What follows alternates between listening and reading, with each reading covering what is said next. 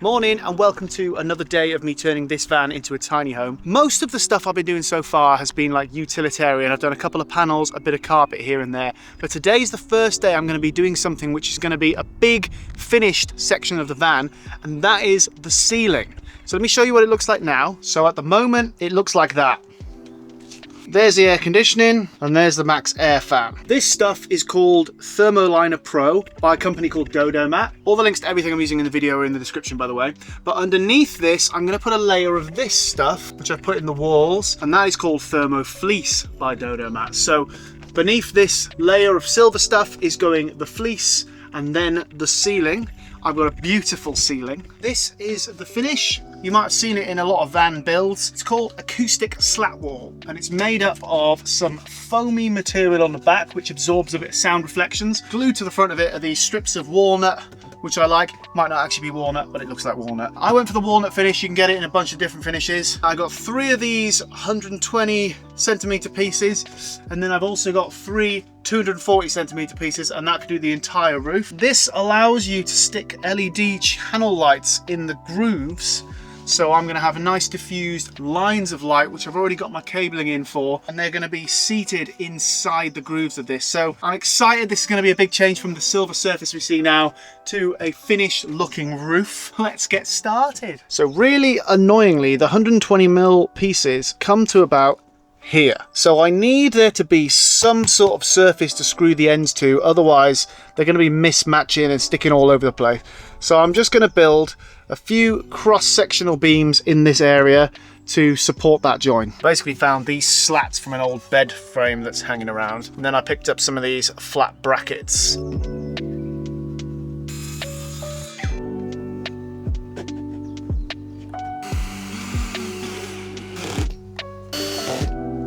It's that simple. So I'm going to do one there. I know there's going to be a join between the panels there. There's going to be a join between the panels there, and then I'm probably going to do one in the middle and one extra one either side as well to catch the edge. So now we can start by test fitting the first panel and seeing where it goes to.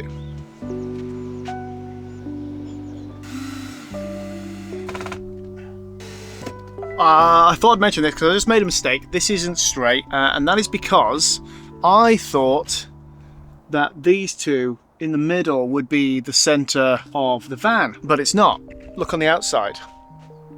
The camera is the middle, and these two are offset. So I put this piece of blue tape now, and this edge of the blue tape marks the center.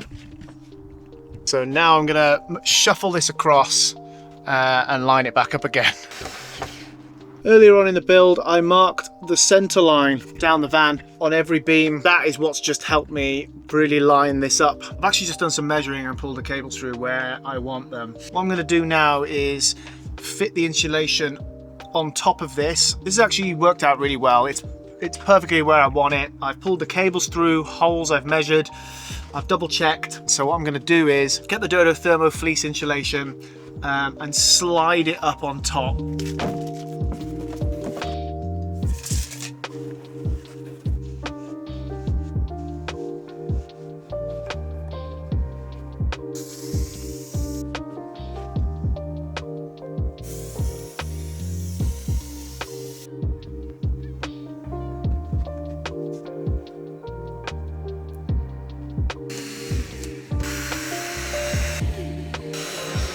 I thought I'd have to do some cutting back here. Turns out the back of the Citroen relay is just flat. It just works.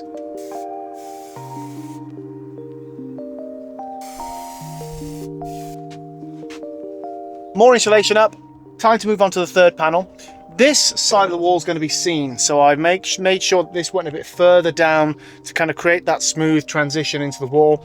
This side, however, is going to be a cupboard. So that's just hanging here at the moment while I mark the holes for the solar panel cables. It's all going to be inside the cupboard, so I might end up cutting it out, to be honest. But I'm just going to pull the solar panel cables through for now so that I can actually stick it up.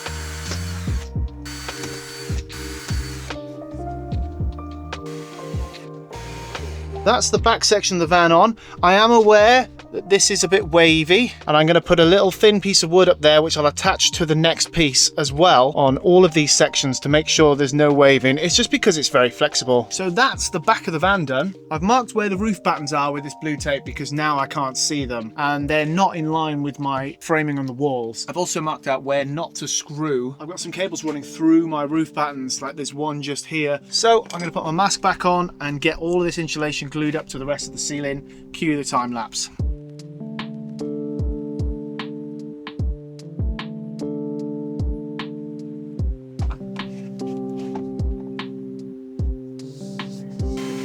I'm now going to work out where the aircon is, where the max air fan is, mark which slats to cut and cut them. By looking above, I've marked here where I think I should cut, and then I'm going to take the square, stick it on, rest it against one of these walnut pieces so that I get a perfectly square line.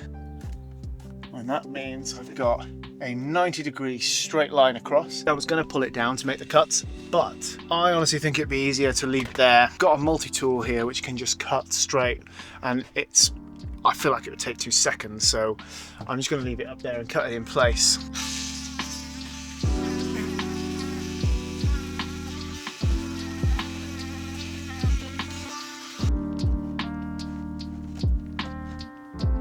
I'm going to get the diffuser and see if it fits on.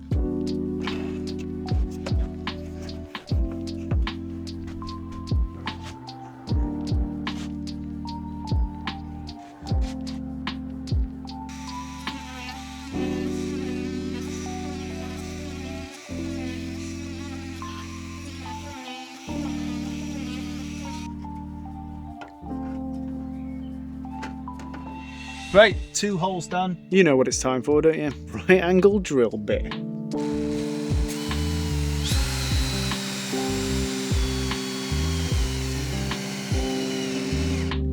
Right before I put this piece up, I've marked again just here, back here, where the actual beams are in the ceiling, because once this panel goes up, I'll have no reference. So I've got the line there on the ceiling, and I have the line there on the wall, so I know it's between the two. I've also done the same on the other side. Everything's good now for me to go ahead and put up the second big panel.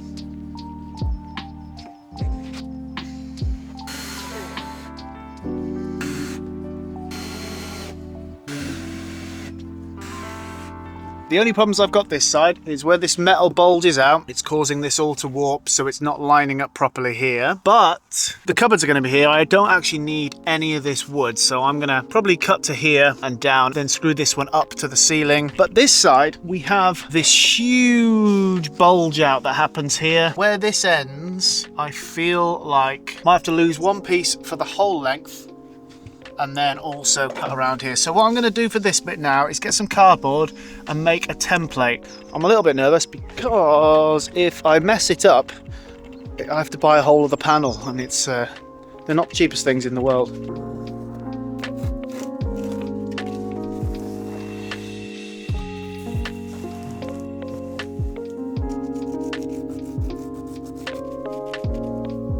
I'm going to cut it a couple of mil the other side of the line, so I've got too much. Cool, so I'm not going to bother sanding it yet, but like I said, you can see the line, and I've cut 2 mil inside the line all the way, so we'll see how that fits and then trim more off if we need to.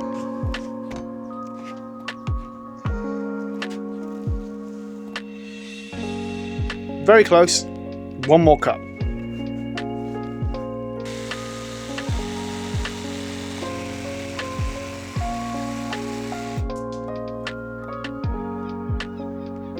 It fits. I've marked the holes for the cables, so I'm going to sand it, drill the holes, and then get it in the van. It's getting late, it's getting dark. Last piece, let's get it in.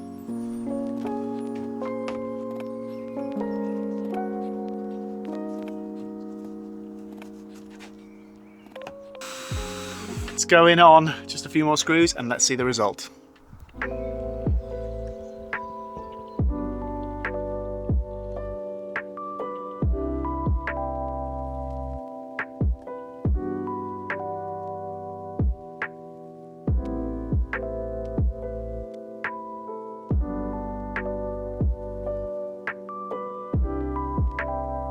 So that's it for the ceiling install. I think it looks absolutely amazing.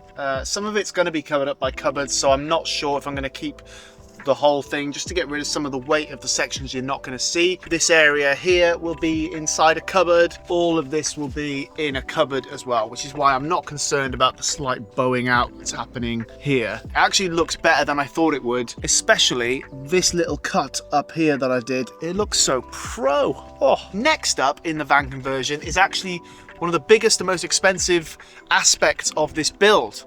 So if you want to see that and you want to see the whole process of me turning this van into a tiny home, and YouTube thinks you want to watch this video on screen now, so check that out if you've got time, and I will see you in the next one.